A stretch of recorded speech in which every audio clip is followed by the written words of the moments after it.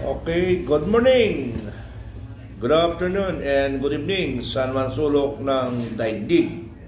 Magandang balita magmula sa mga balita ang mga Marcos at mga kabinete, congressman ay nagsilipat na uli sa mga Duterte. Saludo kayo mga Pilipino na naninigan sa tama. Sa tama lang tayo, hindi tayo sa mali. So, magandang balita yan na ang mga Duterte, ang mga ang mga Marcos, loyalist man, kabinete at congressman, dahan-dahan na nagsilipat. Ito yung politika, sistema ng Pilipinas. At yan ay babaguhin natin sa bigay ng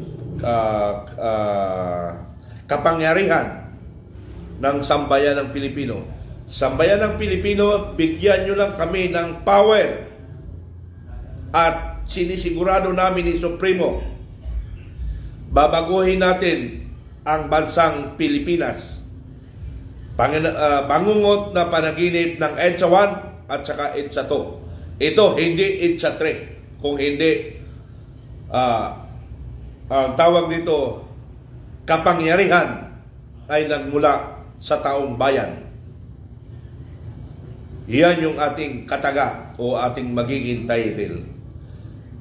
Kapangyarihan ay nagmula sa taong bayan at yan ay ating sinusunod ayon sa Saligang Batas 1987 Constitution. We respect our Constitution. The Filipino guerrilla forces and others followers of the Filipino guerrilla forces are under the Philippine Constitution, 1987 Constitution, and we are the sovereign Filipino people. So yun lang ang ating panindigan. Batas, Constitution 1987, dyan lang tayo magbabase.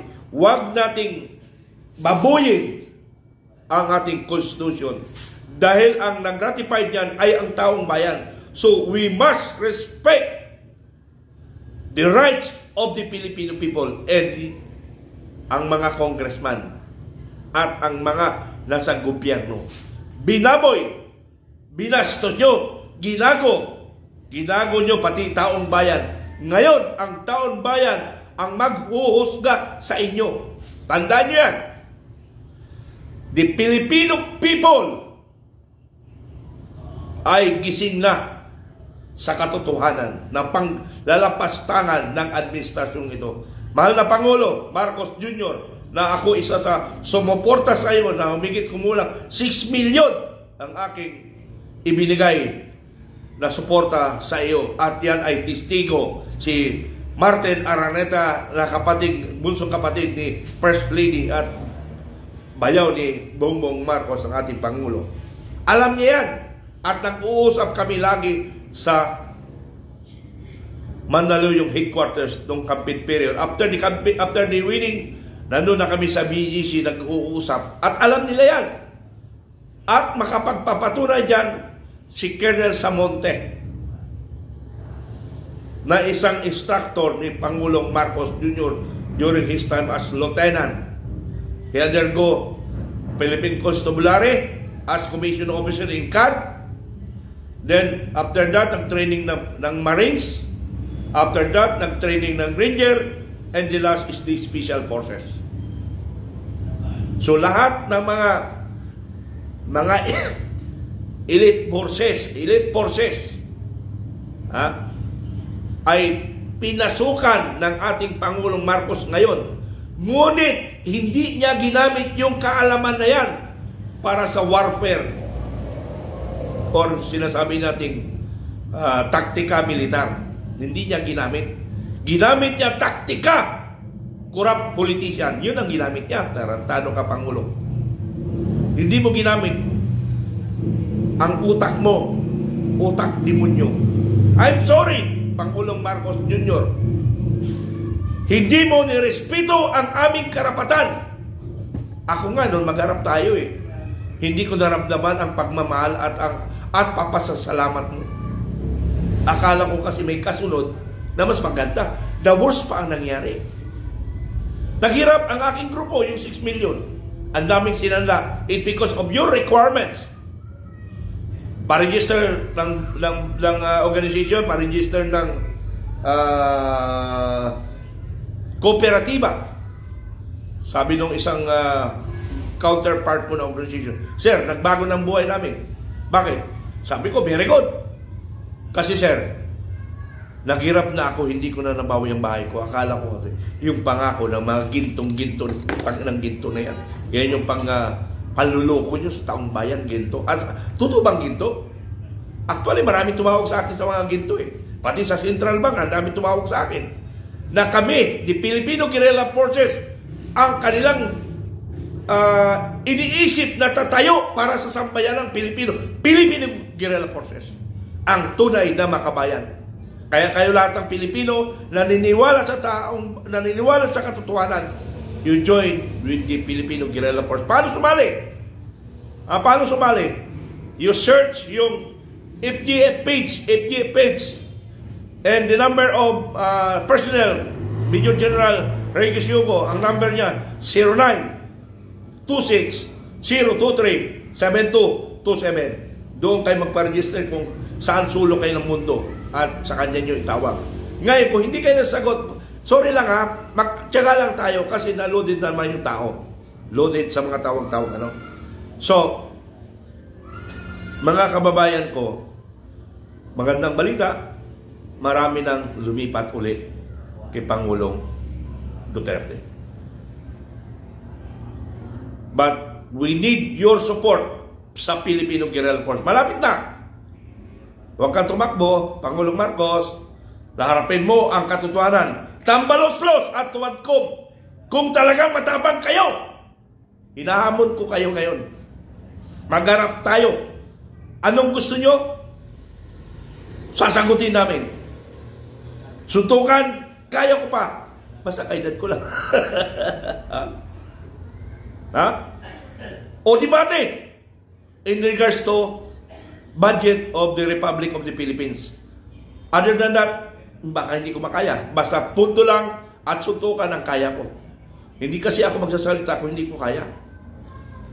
Kaya ko nga nabuo ang Filipino Guerrilla Force with the advice of Supremo. Nabuo namin ang Filipino Guerrilla buong mundo. Mayroon tayong Filipino Guerrilla Force International. Kaya kayo mga nakatira sa ibang bansa at saka nagtatrabaho sa ibang bansa, you join FGF International. Contact with Major General Kevin Dudulaw, FGF. Ang kanyang account name, Kevin Dudulaw, FGF. So yun lang hanapin nyo. So mga kababayan ko, sana magiging totoo na tayo. This time, makikita nyo na ang tunay ng pagbabago ng Pilipinas.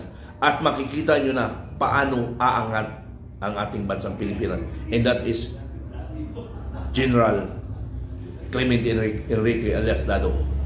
Sa kanya yun nakasalalay.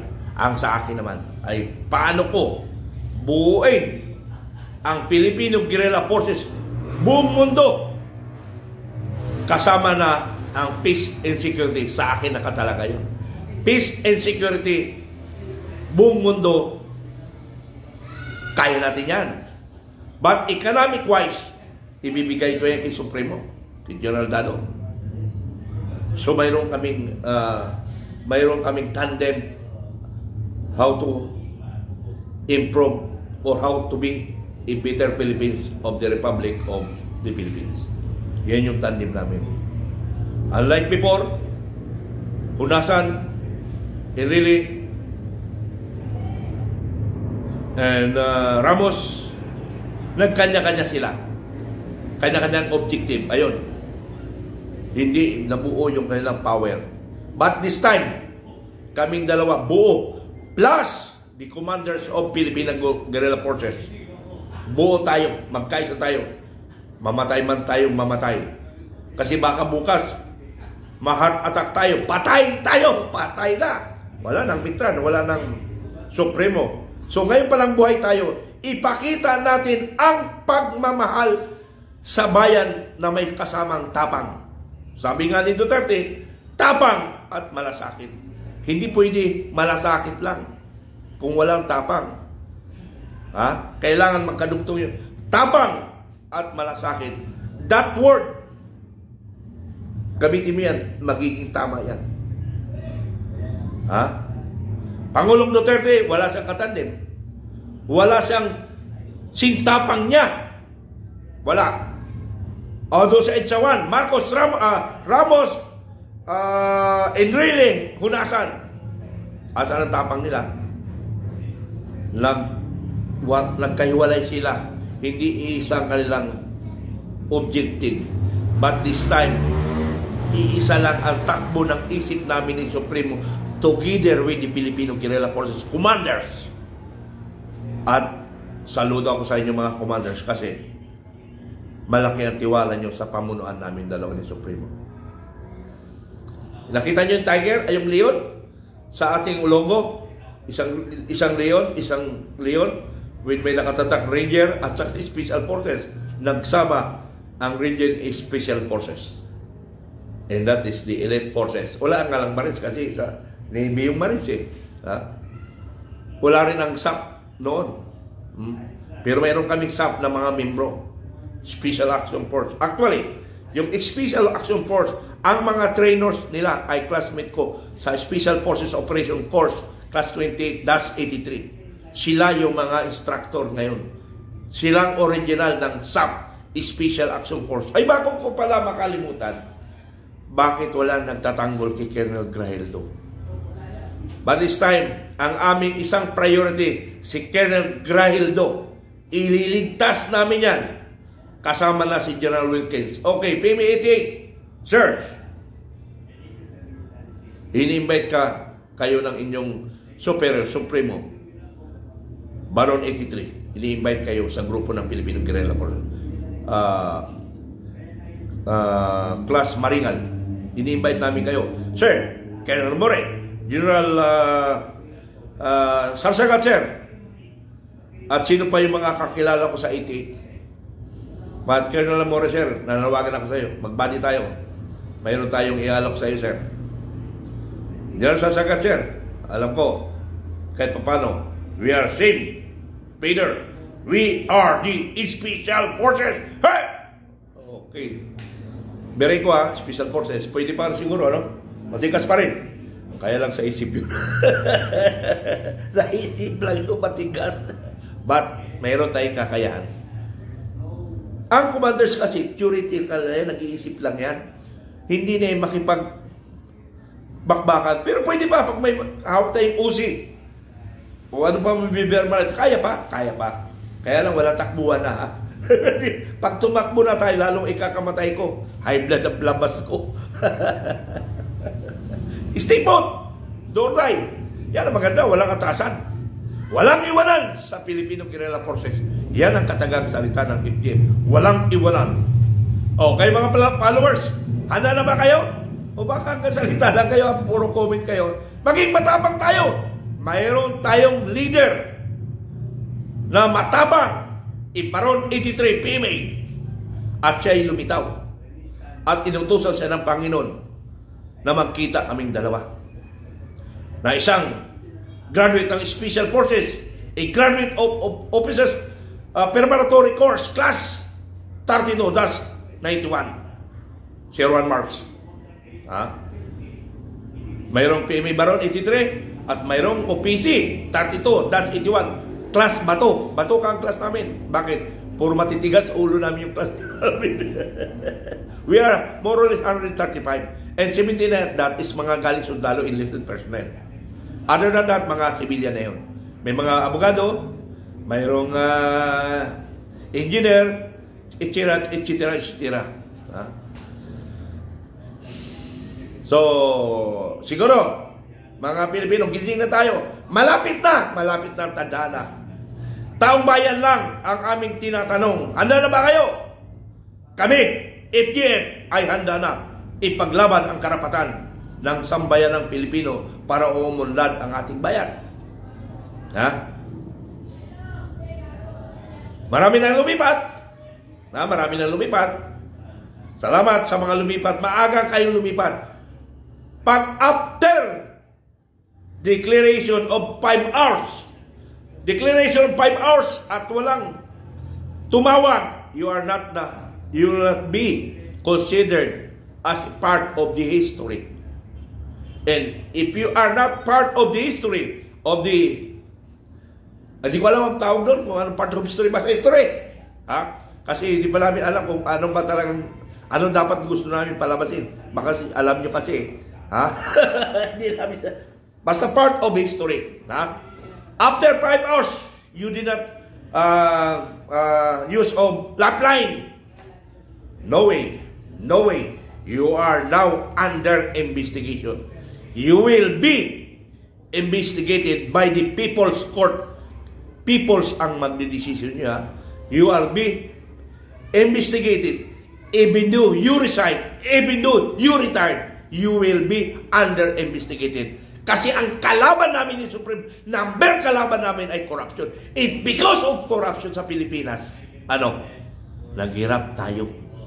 And because of corruption, power and money, andyan yung demonyo. Kaya lahat ngayon, demonyo kayo sa mga, kayo nga nasa administrasyon Marcos, mga demonyo kayo.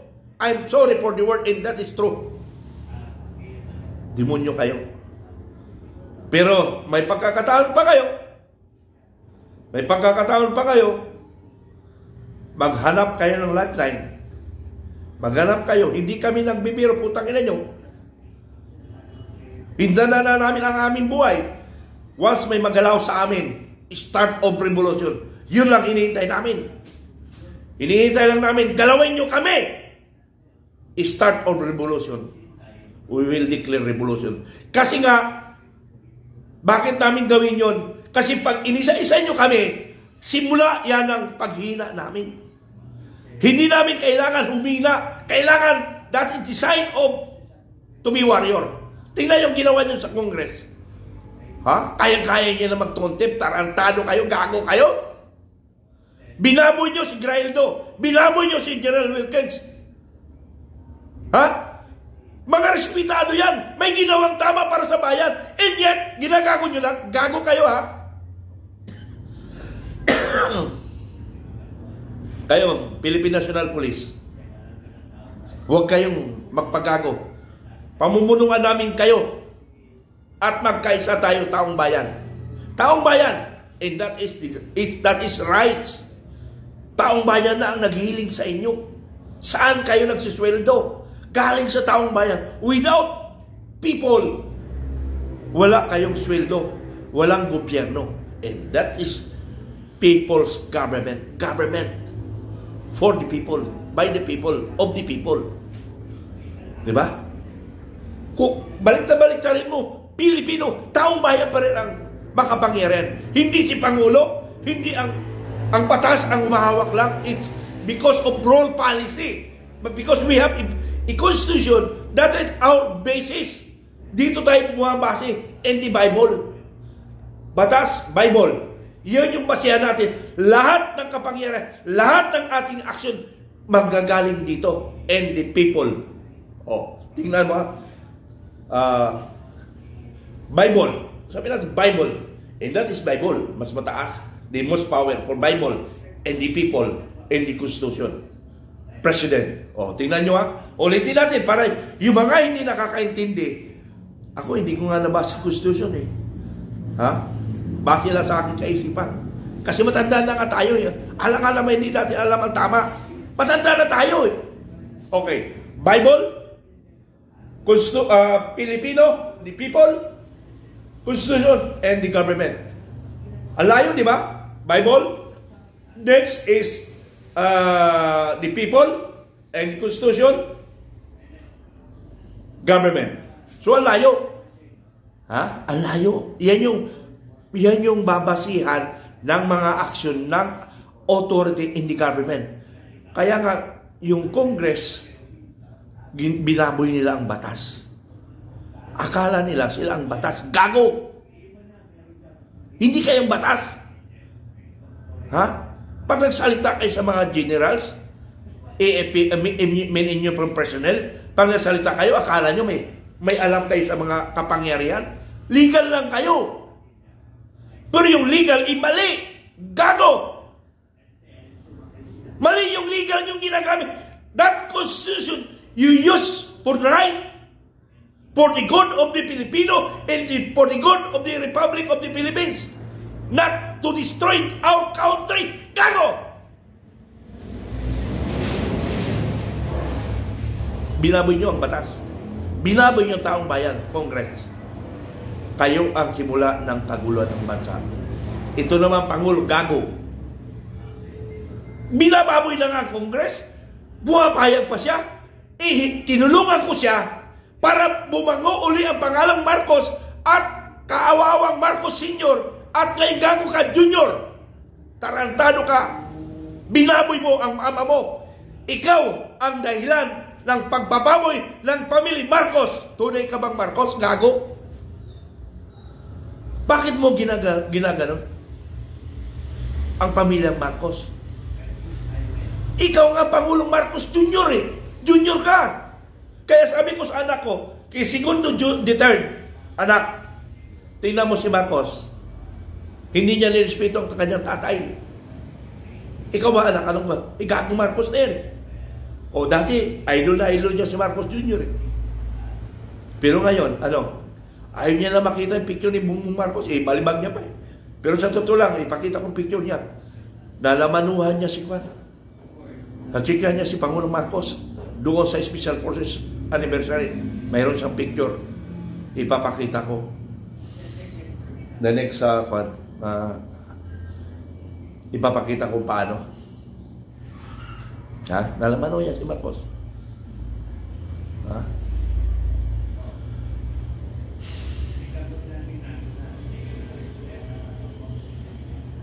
Sorry, Pangulong Marcos Jr. Binaboy mo ang ama mo. Hindi mo inangat ang apelidong Marcos. It because of money. It because that gold. Tandaan nyo, pag pinayagan tayo ng taong bayan, lahat kayo lilitisin dyan. People's Court, yan ang una namin i-establish, People's Court.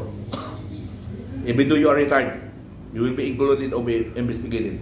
Hindi kami nagbibiro, At pag binigay sa amin ng kapangyarihan ng taong bayan ang aming sabi nga ni former President Benigno Aquino, kayo ang boss ko. Kaya naman Pangulong Duterte, hindi gano'n Kayo ang share namin kasi kayo ang nagsisweldo sa amin. Tingnan nyo, President Marcos, President Aquino, kayo ang boss ko, kay Duterte, kayo rin ang boss ko. Hindi nga lang term na gano'n dahil kayo ang nagsisweldo sa amin. Kaya nga, sa totoo lang, napaka-bait ni Pangulong Duterte. Alam mo, nakita niyo sa picture, di ba, magkatabi kami nagbubulungan. Sir, malaki ang tiwala ko sa military. Sir, yung tawagin military, sir, you are the former President of the Republic. Hindi. Respeto ko sa inyo yan because malaki ang tiwala ko sa inyo. Dahil kayo ay nagservisyo sa bayan ng maabang panahon. Kami ilang taon lang bilang isang Pangulo. Kaya kayo ang aming share. Pag ganoon rin kay Juan, kay Supremo, sir ang tawag sa kanya, kaya nahiya kami. Nakita mo, nagbubulungan kami. Ano yung pinagbulungan namin? Amin na lang yun.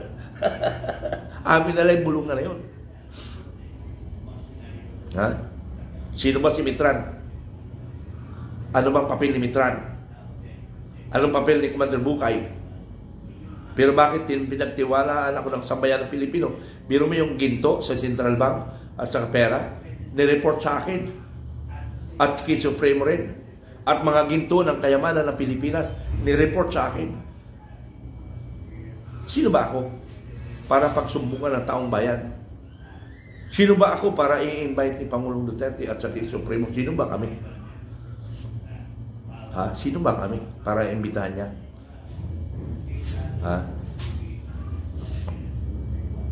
Sabi niya, Mayroon kasing PMMA alumni Christmas party chapter Davao ng Eagles, PMMA Eagles chapter Davao. Sabi niya, i-invite nyo si Commander Bukay at saka Commander Dado. Ayun, kaya nga nandun kami. Kaya nga, sa program, kasama na rin pala si General De Leon doon. 3 kami ang na-invite. Kasama nga doon si General Macanas General Macanas. Kaya lang busy siya. Busy sa vlogging. Hindi, may lakas sila ng pamilya niya. Ha? So, ganun. Sino ba kami pagkatiwalaan? Ang Pangulo ng Pilipinas ay inilagay, pinataw sa amin ang pag-asa ng bayan. Kaya ikaw, Pangulong Marcos, may pagkakataong ka man, pero hindi ka namin patatawarin. May pagkakataon lang humingi ka ng awa sa taong bayan, baka maaaring ang taong bayan ay maawa sa iyo. Okay din. Ida natin sa plebisito. After na. Ngayon, kung kaawaan ka, pasalamat. Kapag hindi ka kaawaan, ay matindang raranasin mo, Pangulong Marcos. Ikaw ang the worst President of the Republic of the Philippines. Maiiba ka sa history, kaya magiging sikat ka. Maiiba ka sa history. Ikaw yung magiging sikat. Kasi iba sa all the President of the Republic, ikaw ang naiiba. Una is bangag ka. Nakakayanan nyo ba yan, mga politician? Na babuyin kayo? Nakakayanan nyo yun? Kung hindi nyo nakayanan, huwag kayong gumawa ng mali. Kami, ang tanong ko ngayon sa inyo, anong nagawa namin mali? Nandito lang kami sa Constitution. Because we respect our Constitution. Respect our Constitution. Huwag kayong mag-abuse of power, of authority.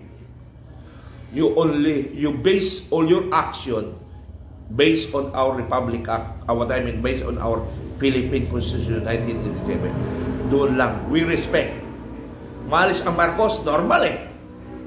Based on Constitution, the next successor is the Vice President. Sundin natin yan. Huwag tayong gagawa ng iba. Unless the successor failure or withdraw. And that's the time the Filipino will designate to lead our country. Filipino, the people, will be the supreme power to appoint, select, to lead our country. At sino yun? Hindi ko alam yun.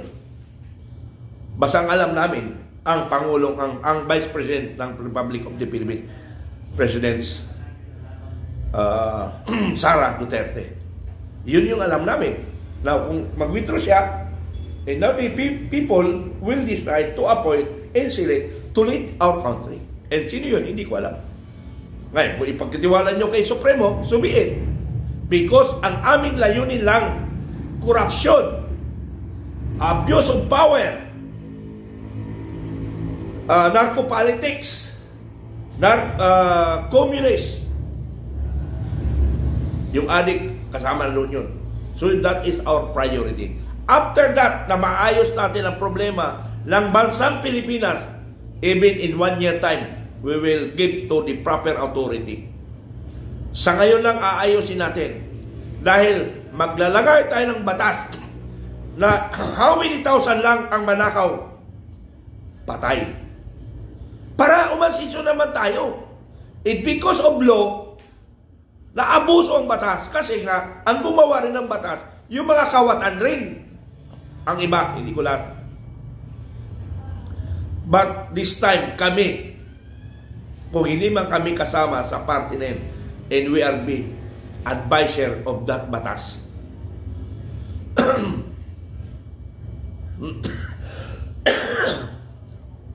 Yung 1987 Constitution, okay na yan. I-ratify or i-amend na lang yung mga ibang article dyan. Amendment lang gagawin natin. Huwag na i-overhaul yung batas natin. Amendment lang ang gagawin natin kung ano ang mali, ano mga ticket advantage ng mga kawatan o mga corrupt, mga abusado. Yun lang yung tatanggalin natin. So, salamat ha. Salamat na lang mga kaibigan. Manindigan na tayo. Kung sino o kung hindi kami ni Supremo, sino ang papalit sa amin dito ngayon na humaharap sa bayan ng Pilipino. Kaya huwag nyo nang sayangin ang pagkakataon.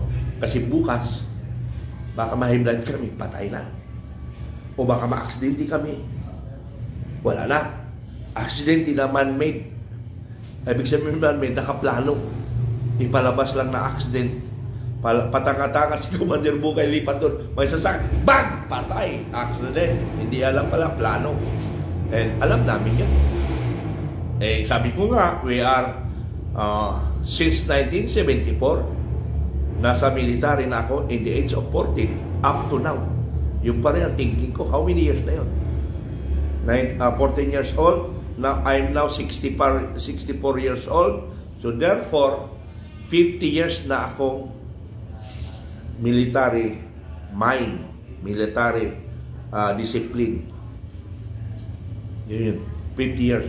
Sino? Sino ngayon? Sino Pilipino? Oh, I challenge you, everybody Pilipino. Sino ang nag-challenge na ganun ang mind-setting ng isang Pilipino? With the start of 14 years na, wala na. Sa 14 years old pa lang, patay na kayo. Siguro, yung continuation, mayroon. Pero you start from military mind and military discipline, we start 14 years old. Sino nga? Sige nga, may mahanap na kayo? Wala. And that 14 years old, we experience of pumatay ng tao. Bang, bang, bang. Hindi lang yung sipat-sipat, bang, bang, bang, bang, bang. Hindi lang yun. Ikaw, bakit ka sumama sa mga rebelde? Dami mong pinatay. Ah, gago ka, bang, bang. Oh. Ginawa ko yun. Pero pinagalitan ako ng sundalo. At natatanda ko ng pagalit sa akin si late Sergeant Hermoso. Monte Hermoso, what I mean. Si late Sergeant Monte Hermoso, nakababayan ko. Para makatingin sa akin anak niya, pinagalitan ako. Alam mo bakit? Bukay! Putang ina. Kabata-bata mo, sumasali ka yan! Alis ka dyan! Oh, malis ako. Oh, malis ako. Beng-beng! Ha? Alam ko pala kung paano tinamaan ang tao pagka yung buhay pa at saka patay, ibang tama ng bala. Ha? Maliban pa yun sa mga pag madaling araw kasi lahat ng mga madidilim masukal sa harapan namin at saka punong yung beng-beng namin yun. Kasi baka nanong sila eh. Oh, may nahulog ka sa inyo eh. Totoo talaga nangyari. Beng-beng. Hulog. Yung mga masusukal, beng-beng. Mayroong mga naramdaman namin buwabaliktad. Kasi akala nila, hindi namin naisip yun. Gago pa sila. Special forces ini. Ay di, sa limpusan lang pala ako nun. Sa limpusan. Gamit na lang, commando crawl, reverse cruising, rappelling. Lumaan ako lahat yun. Pero nakachinilan. Nakachinilan. Kaya, alalaki, yung mga kwanang pa ako dito, masakit kasi ilang pinaglalak ko sa mga rappelling. Tapos yung commando crawl sa tubig na may tali, lilipat ka. Dinaanan ko yan, edad 14 anyos. Kaya nga, inisip ko, matindi rin yung guts ko nung bata ako. Inisip ko lang, sabi ko nung bakbakan kasi, nung unang putukan, mga after 2 hours na yata, nagdasal ako, bakit po ako napasama dito? Bakit po? Pagkatapos nito, ayaw ko na bumalik dito. Sabi ko gano'n. Sabay datok sa akin, nilit pa si Sarge. Hup! Bakit may sundalo bang umiiyak? Hindi niya alam na nagdadasal ako. Hindi niya alam nagdadasal ako. Sabi ko, patapos lang itong putukan, ayaw ko na, hindi na ako na. Hindi ko pala umabot sa isang linggong bakbakan. Wala na. Naging normal na sa akin barilan, bugmong, bingbing. Okay, ikwento gano'n. Madaling araw, alas 5. May isang barangay, putukan, una pa lang pinilusob doon. Ang purpose pala nila doon, hatiin ang grupo namin. And we are 17. Pag 17 ako eh. Yung 16, civilian yun, si SDF, medyo 21 years old na yun. Ako is 14. Hit na hati. Okay, kunin yung sakyan, i-reinforce doon, alamin. Putang na, mabuti na lang, binigay ng Diyos. Sira yung sasakyan namin, flat yata. Wala nag-reinforce. Kung nag-reinforce yun, yung pumunta doon patay. Dahil mayroon pala nag-amount na 50 caliber tsaka lang. Biruin nyo, 50 caliber. Kasi isa lang naman dadaanan, 50 caliber. 8 sana yung 8 o 7 na lulusob doon. Eh sabi ni Master Sergeant Romeo, okay, maghintay na lang tayo ng report, hintayin na lang natin. Pero Bukay, ibaba mo ang masingan. Sabi akin, tangin na. Sa edad ko 14, pinagkatiwala si Bukay. Bukay, ibaba ang masingan. Rudy, yung system nga, tulungan mo si Bukay. Dahil hindi niya siguro makaya yung masingan. No, tinulungan ako. Pagbaba doon, binaba ang masingan. Pagbaba ng masingan, i-mount ko doon sa kalaban. Kasi doon sa kaharap na, marami kami claymore mine nilagay doon. Kasi, kukunin na sana ni Master Sergeant Staff Sergeant Daco that time. Sabi niya, magkape mo ng paga pa naman. Wala pa naman siguro pumunta ng mga bata. Hindi ngayon, nakamount gano'n. Ito si Rudy, antok kasi 3 araw silang gwardiya talaga. Gwardiya talaga sila. Kasi sinulatan kami ng building namin in 3 days, papasukin kami. After 3 days pala sila bago matake. Hindi nakagano na. Nakatutulog siya ako. Nakahawak ko masingan. Ay, may sumabog. Blang-blang. Patay si Mitran. Tabay gatilyo ng masingan. Brototot. Hindi ko alam kung ano nangyari. Hanggang ngayon, hindi ko ma-recall kung paano ko nagawa yun. Hindi ko ma-recall. Basta nasa isip ko, kinalabit ko lang yung gatilyo, hindi ko binitawan. Hindi ko binitawan yung gatilyo. Brototot. Ganun, ginanong kasi iwas ko eh. Ang harap ko kasi, mga building ang iba. Ang purpose lang nun, kung hindi ba makatama, hindi makapasok kalaban kasi hindi nila alam kung sa kanilang katutok yung pase ng baril. Pero hindi ko alam yun, basta kinalapit ko lang. Ang mga sundalo, mga special forces, talunan sila. Talunan. May mga na-spring mga. So nakapwisto na, silang lahat, saka ko binitawan yung gatilyo. Tapos, kinuha na sa akin ni Master Sergeant Bailon kasi siya ang gunner. Kinuha sa akin. Yung carbine ko, hindi ko makuha dahil nahulog doon sa harapan ng paksol. Hindi ko maaabot kasi baka maputol yung kamay ko. Hindi ko alam kung paano nabalik sa akin yung carbine ko. Hindi ko ma-recall kung paano nabalik sa akin yung carbine. Hindi takot akong kunin kasi baka maputol yung kamay ko eh. So, hawak ko na yung carbine. M2 carbine ang hawak ko nun. So, balik tayo sa problemang bansa. So, nakikiusap ako na sa bayan ng Pinoy magkaisa tayo para sa pagbabago ng Pilipinas. At saka para aangatan natin ang Singapore. Dati sa tutulak, we are may tumunog kasi cellphone ko eh. Ano ba yun? Nawala tuloy ako. Voice, tawag ko yun. Ayaw ko, nakalimutan ko. Ano sabihin ko? Kasi na-istorbo ako. Basta ang doon na dahil sa amin, na-depensa namin ang UP Maguindanao. Sandali lang sasagutin ko lang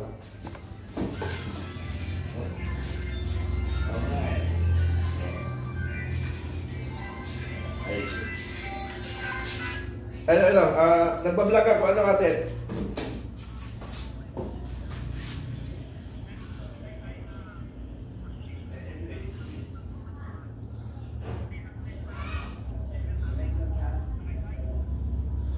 Sige. Mamaya, mag-usap na lang tayo. Oo, sir, kasi nakakit ko ng intel natin. Kasi last month, may patuto nilang mamin ka. Sige. Tingnan namin kung available si Supremo ngayon. Mag-usap tayo after my vlog. Dalawang manso ni Marcos. Sige. Hindi, mamaya. Magbablog lang muna ako. Tawagan kita uli. Sir, kailangan daw na makausap ka. Hindi nga, nagbablog nga ako. Mamaya. Sige. Okay, tigit. Okay. So maraming report sa akin ngayon. Kaya dito na lang muna magtatapos yung panel. Kasi lahat, yung intelligence namin, bawat barangay may intelligence kami. Kaya yung 42,000 barangay, kung magawa namin lahat yun, mapila pa ng 42,000 barangay, we are now secure Philippines. Sure ako dyan. Because that is my skill from the special forces and from the infantry as expert on SOT. Although hindi ako original, but minaster ko ang SOT. Kinonbine ko ang special forces. Yan. Tingnan nyo. Okay. Salamat, General Sevilla. General Sevilla, special forces. Salamat, General Abad. Para siya PMI 93 Salamat, General Sevilla. Salamat, General Abad. General Abad. Why? because of that concept na ginawa nyo, and that is very effective. Very effective. Nalala ko nga pala, I visited them in Ilocos. Accidental lang accidentally, hindi ko sinadya. Dahil sinadya ko lang yung anak ko doon. Tapos tinanong ko yung mga sundalo at saka mga enlisted personnel. Hindi pa nila napipicture ano talaga mission nila. Pero nung ikinintos nila sa akin, and that is now effective. That is now effective. Nalala ko pala kasi yung concept kasi nito, special forces. Special forces. Tapos kinunbay ko sa CMO kasi CMO is OT sa infantry since 1991 up to my retirement, up to ARISCOM. Dinala ko yan. Dinala ko hanggang ARISCOM. Nag 2 years ako sa ARISCOM. Ako na naman ang nagparami ng training ng ARISCOM. Ang daming gumaya. Pero may nainggit because 5 years na sila, 3 years na sa ARISCOM.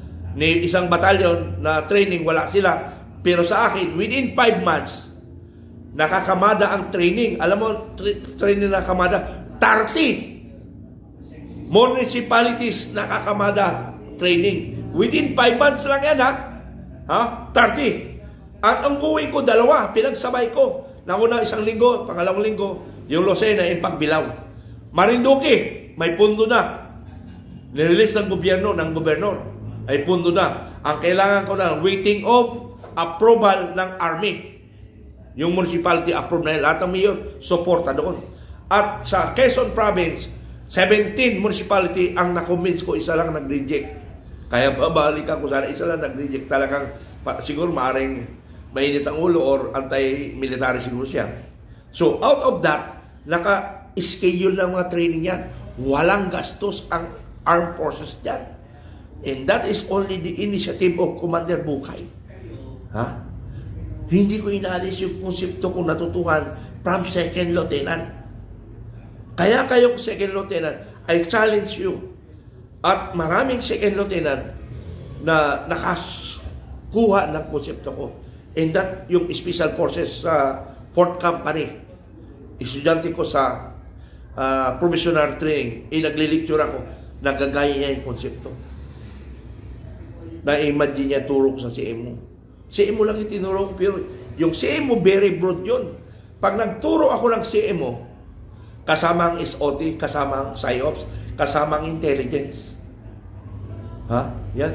CMO, PSYOPS, SOT, intelligence. Pasok yan. The CMO can be intelligence operator. But the intelligence cannot be a CMO operator. Yun ang pinagkaiba. Susunod na ang lamang. CMO. CMO. And that CMO who can neutralize, who can defeat the enemy. Kaya nga doon sa 7th Division, nag-create ako ng concept doon. Alam yan ng General Bisaya, General Parnasio, General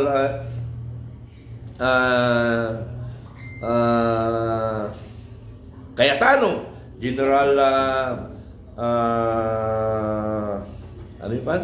So maraming mga general na nakukan na gumawa ang konsepto. Alam mo konsepto ko doon? Kasi sikat yung 3-in-1 concept, yung 3-in-1 kapit. 3-in-1 ang ginawa ko. Ano yung 3-in-1? CMO, Operation and Intelligence, 3-in-1 concept. Yun ako. Nagturo ako sa Navy, dito sa Navy, sa San Fernando, La Union, San Fernando, Pampanga, sa mga pulis, Air Force. Marami ako naging estudyante, and that, yung mga nakikinig sa akin na talaga may puso para sa bayan, nakusunod na yung konsepto ko. Yung estudyante ko. Okay, balik tayo sa sinasabi ko. Ipinagsama ang SF at saka CMO. SF, yung UG nila, yung underground activities, CMO, support ang CMO sa kanila. And that is correct concept. Because ang SF, may operation siya. At saka may intelligence. Pag ginamitan ng CMO, pwede pa rin. Pero magkukulang yung effort ng SF. Kailangan ang CMO ang maging dependent ng support. Kaya tamang konsepto yun. Normally, yung intelligence, mayroon intelligence nakapasok. Intel nga, ayaw makita. Intel. Mayroong Intel, kailangan natin Intel. Kaya lang, sa sobrang confidential, pati yung confidential fund, wala na, naubos. Ibang issue, ibang issue yun, ibang issue. Okay, yun lang muna. Maraming salamat ha. Pero saludo ako, General Sevilla, my body, General Abad, my body also. Kilala ko yan. Kaya tuloy nyo yan. Tuloy nyo Special Forces. Pero yung Special Forces inalis niyo ako sa kuna, sa group chat ng National Special Forces. Pero huwag kayo magkalap, darating yung panahon. Special Forces in this Scout Ranger will spread, will lead the way. Lead the way. Scout Ranger! Special Forces. Scout Ranger ako. Kaya nga lang hindi survive na fractured ako. Special Forces 44. What time is Scout Ranger 44? That's 83. Okay? Pero nasa ako. Kami ang original First Scout Ranger Regiment. Diyan ako na-assign. May kwento ako dyan pero wag na, mahaba na yung kwento ko doon. Ang nagpatapos sa akin ng college is the Scout Ranger. Hindi ako na-assign sa Special Forces. Sa SDF, sa Limpusa na punta ako sa SF. Pero nagpara sa SF, sa akin ng high school, SF. Pero hindi ako na-assign sa SF. And we are assigned in this Scout Ranger. Okay, maraming salamat! Bagong Pilipinas, bagong buhay.